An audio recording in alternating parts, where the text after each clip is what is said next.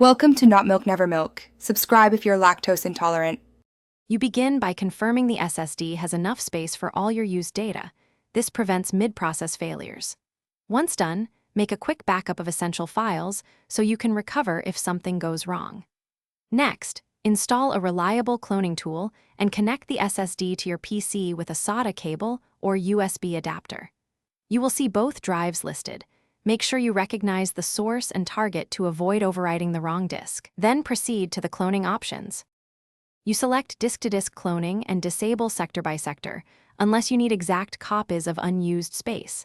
This saves time and increases success.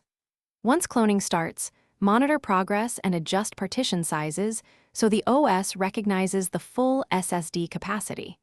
Make sure to align partitions to a 1 MB boundary for optimal SSD performance and lifespan. Also confirm the target uses GPT or MBR consistent with your motherboard firmware.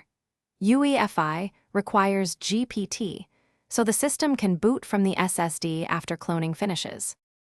You shut down and physically swap the drives or simply change the boot priority in BIOS to make the SSD first.